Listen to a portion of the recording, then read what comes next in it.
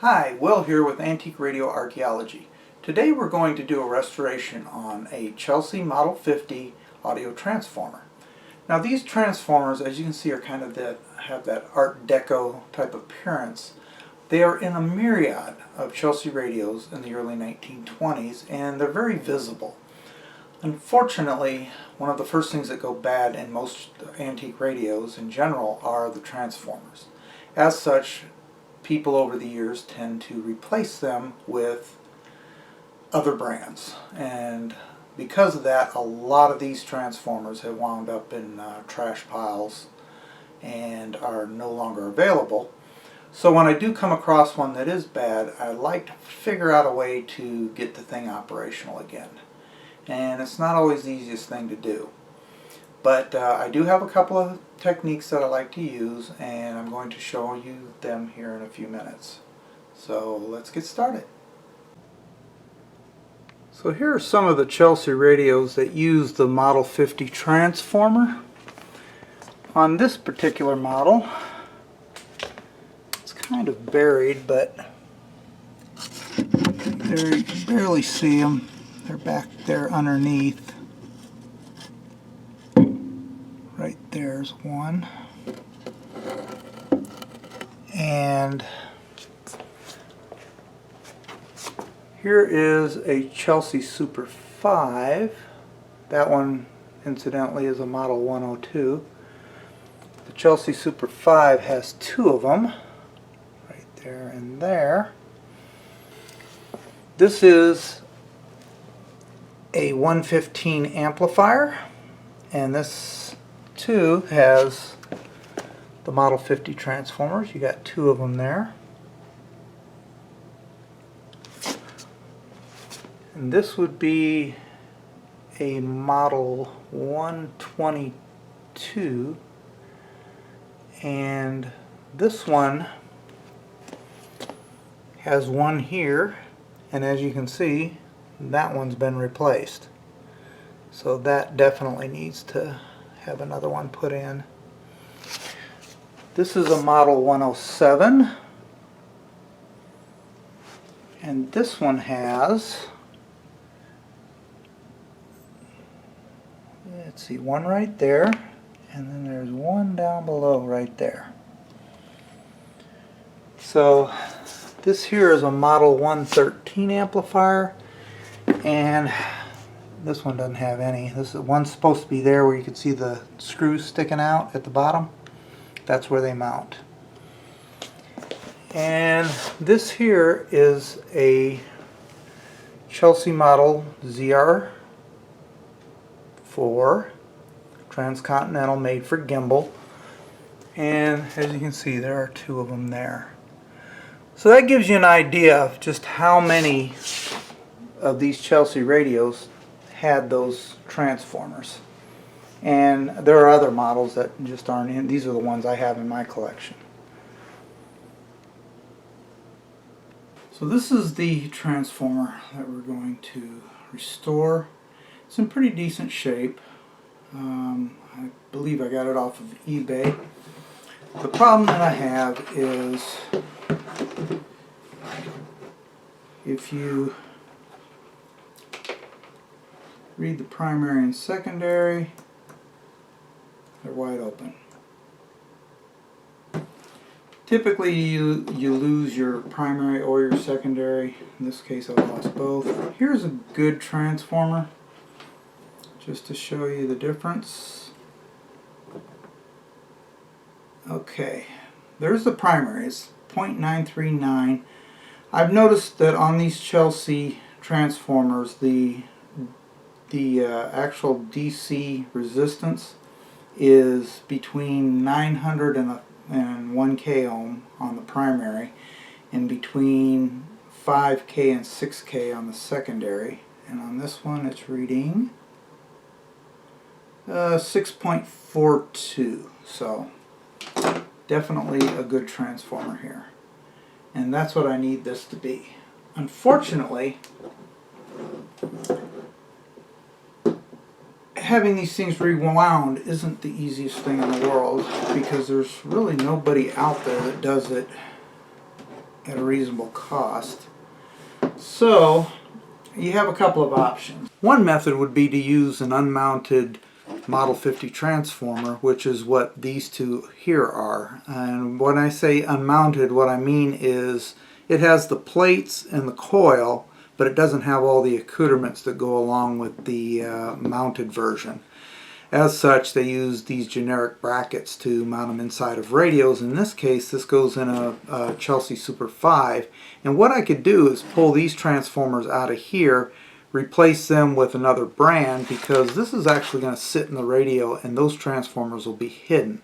So as long as they're electronically correct, it doesn't make a big difference. Now there is another method, and that's to use a small coil. I did find these available through Tubes and More, and it's a PT431 audio transformer coil. Now it will fit in here. Obviously it doesn't look right, but there are ways to work around it. Now unfortunately this one does not have quite the same DC resistance.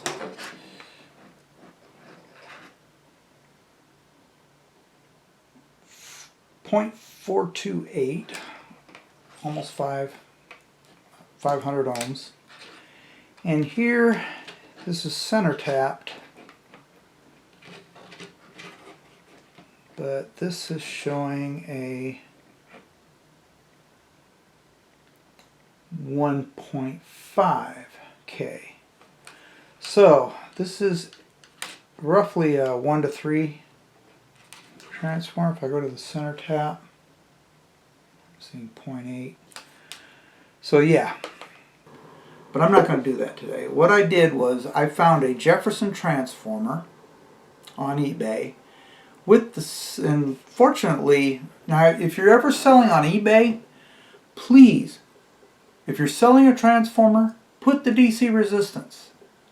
My gosh, that'll help us out so much. It also helps to put some measurements in here.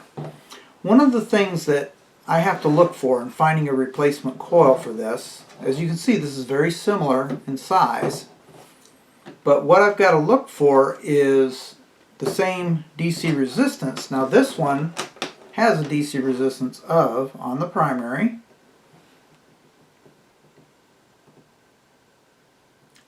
0.991, secondary, 4.97, almost 5. So this will work. This is close enough. Unfortunately, when you find something that's DC resistance compatible, what you might find is the coil form is not going to be the right size. So the measurements should read 1.45 by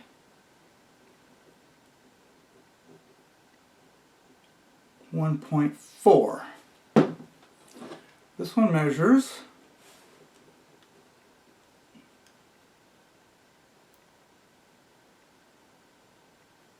1.4 by 1.45. This will fit in this space, and it's a little slightly off, but it's close enough. So I know that this transformer will work. Now there is one slight issue, and that has to do with the wiring of the transformer. My primary over here, which is the 1K, is these two terminals, which means these two wires here make up my primary. On this one, these two wires make up the primary, and these two wires make up the secondary, whereas these two wires make up the secondary. As such, that means I'm going to have to bring one of these wires all the way over to the opposite side on each for the primary and the secondary. So there's going to be a little bit of a wiring issue, but I can still make it work. So let's go ahead and get started here. I need to disassemble these transformers, get the coils off.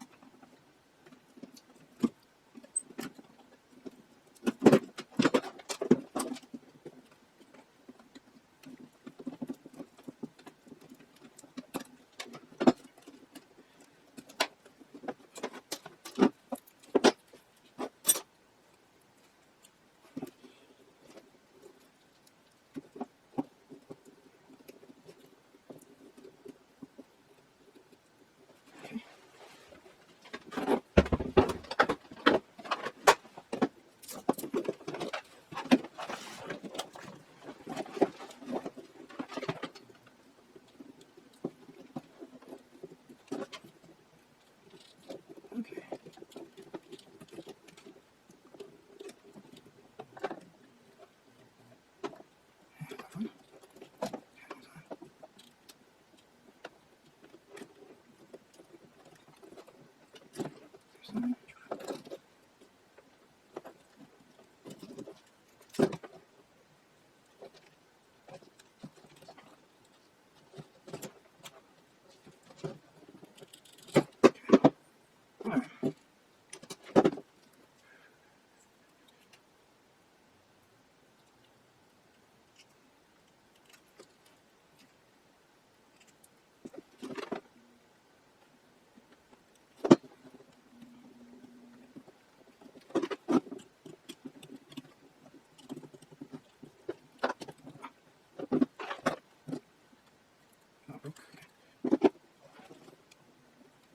Alright, so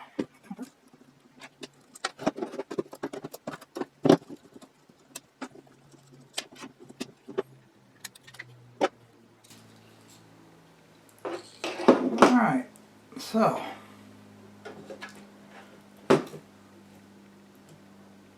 yeah, I wanted to compare the size of these,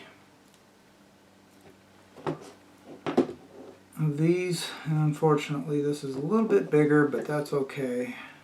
I'm just going to have to take this apart. There are, I believe, 23 metal plates here. So I'm going to go ahead and remove those.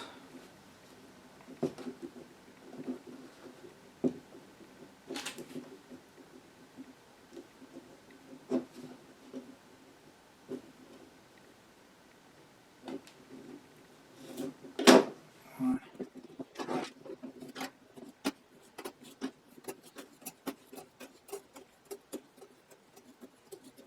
23. Okay, so that's the coil. I need to do the same thing with this one.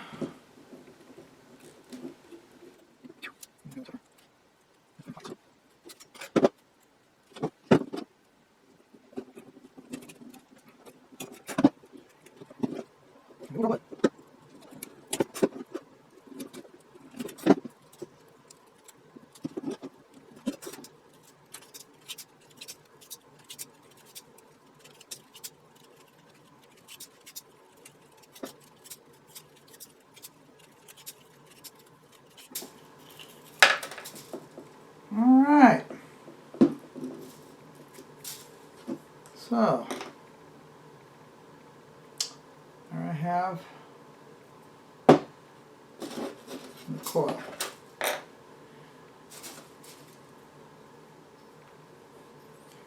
And this part of the restoration is brought to you by the letter E. Mwah, mwah. Okay, so let's go ahead and reassemble this.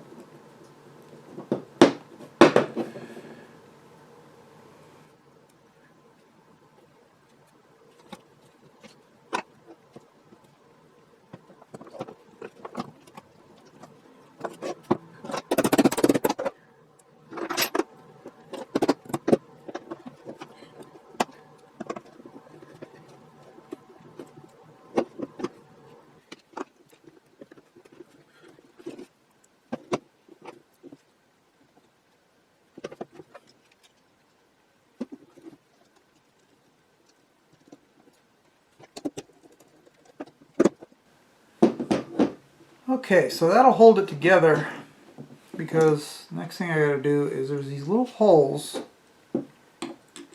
right down here on each side, right here and right here, just on this little ledge that I've got to fish these wires down through so that I could solder them here to these little posts.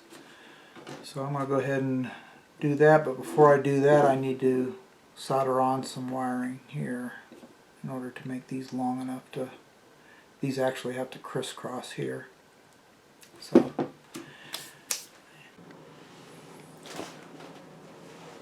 the primary side has to be on this post and this post.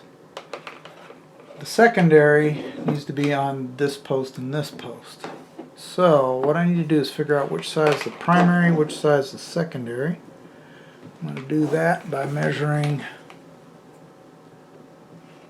here and here.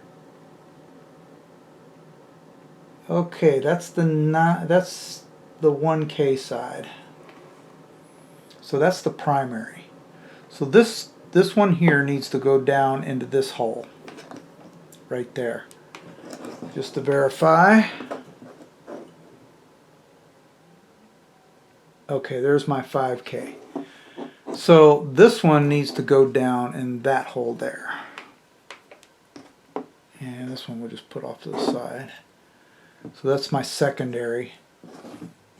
That's my primary. Now I'm going to need to get this one over to this other hole, and I need to get that one back over to this hole. Or, I'm sorry, I need to get this one, yeah, back over to that hole, and that one back over to this hole. So I'll do that here in a second, but first of all, let's go ahead and get something on there. I need to put a little bit of heat shrink on here just to protect that. And about that much. Yeah, it might be too much. Let's see, yeah, that's too much.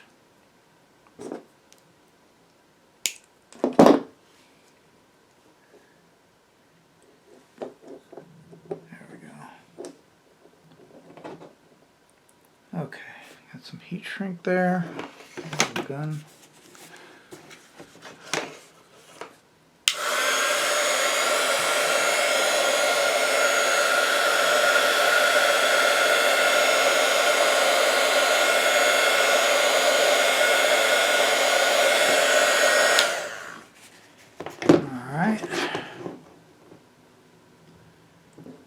do the same on this side. This one here, this primary side is secondary. Let's go down there and get some check on this one. Same thing. Yeah, not that much.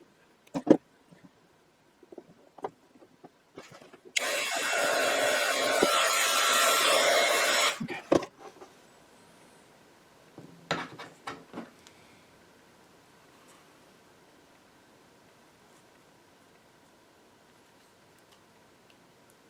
Yeah, get that down in there.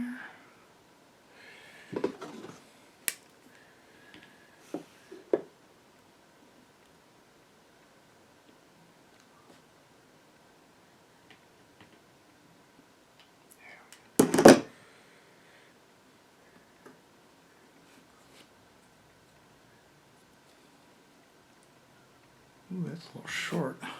Okay. That's enough. I just got it out of there. Alright.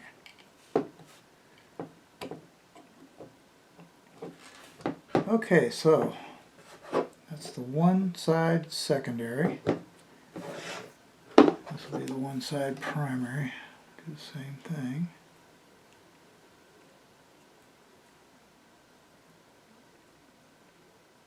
Well, I'm going to go ahead and take care of this part of it. What I need to do is add some wire to it.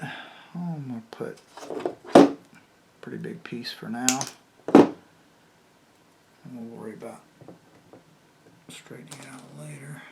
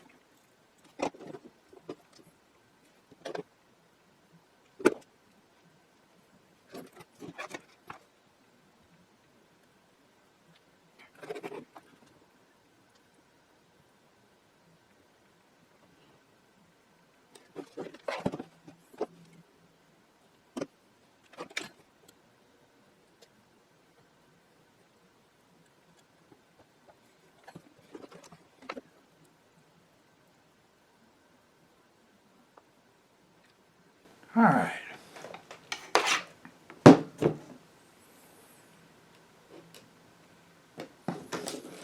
So, more heat shrink.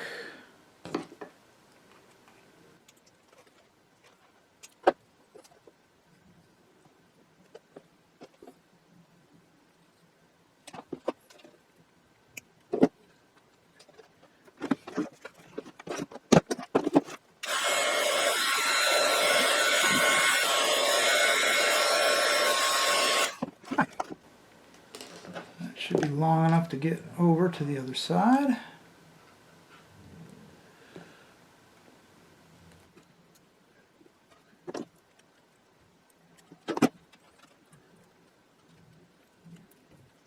Alright, so should be primary, maybe it's on here, from the secondary side.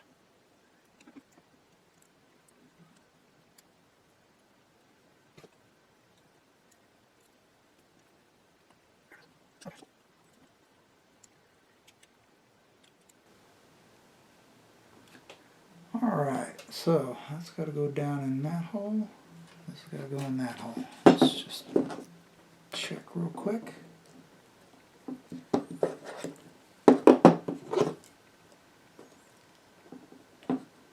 Make sure everything's connected correctly.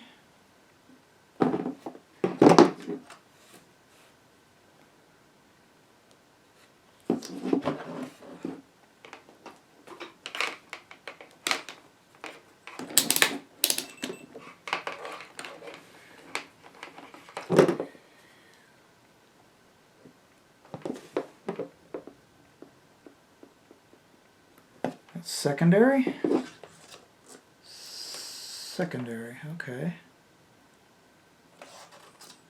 That means this is primary.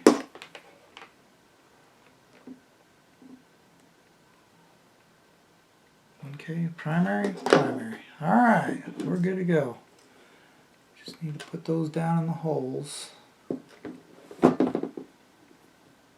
this thing. Sure I got enough. Get up there.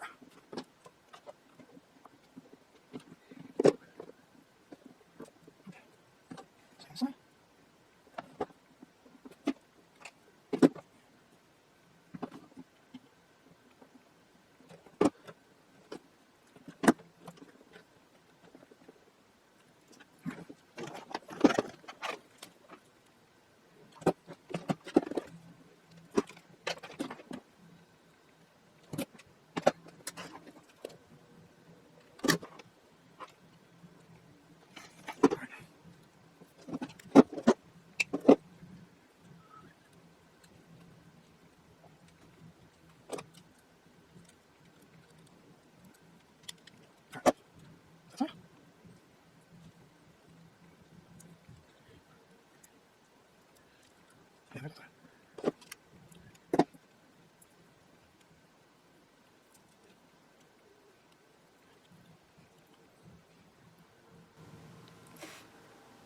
So as you can see, that folds over the end there.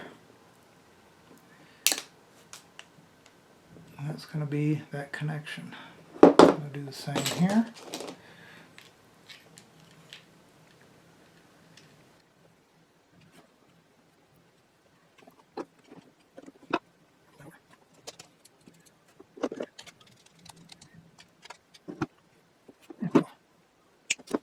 Okay, so a little bit there. Should have this in there.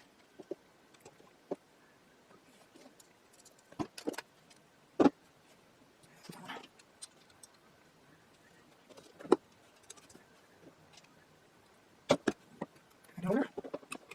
It's a little tight zone. I should be there.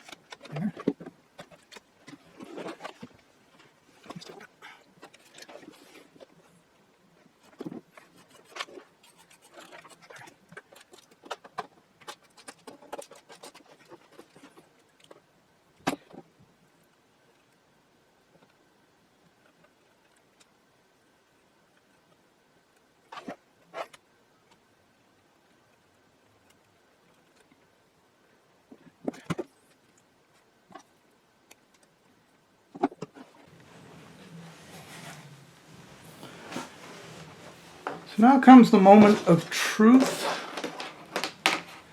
Let's go ahead and check the primary.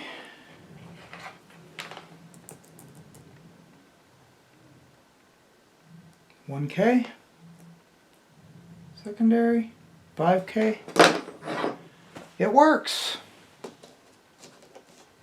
So all we have left is to put the terminals back on.